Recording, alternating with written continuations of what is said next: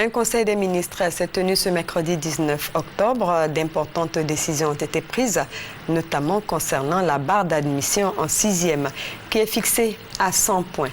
Le point avec Jérôme Kofi Aboulin. Le même cadre, le palais présidentiel, comme la semaine dernière pour abriter ce conseil des ministres, non extraordinaire, mais ordinaire parce que le rythme normal de rendez-vous hebdomadaire retrouvé pour l'occasion. Une rencontre importante pour des décisions non moins importantes, notamment celle prise suite à une communication du ministre de l'Éducation nationale fixant à 100 le nombre de points à obtenir pour l'admission au concours d'entrée en 6e en cette année scolaire 2011-2012.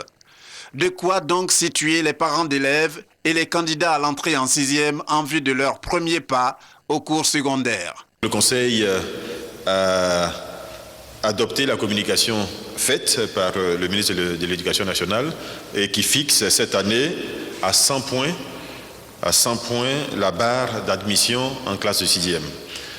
L'an dernier, cette barre était à 110 points. Donc ce qui fait pour l'année scolaire 2011-2012 un accroissement des effectifs entrant en 6e.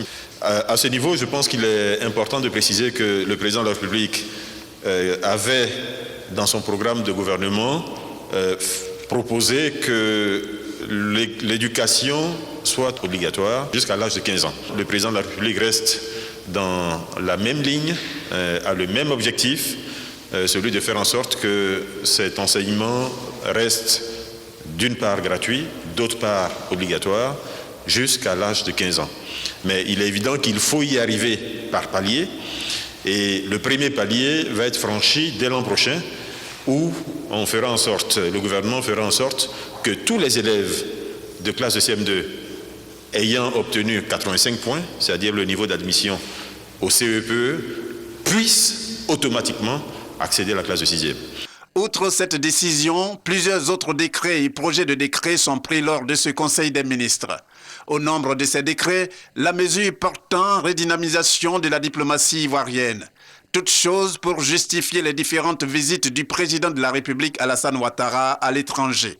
Visite destinée à raffermir les liens d'amitié et de coopération avec les autres pays, la Côte d'Ivoire se voulant l'ami de tous et l'ennemi de personne.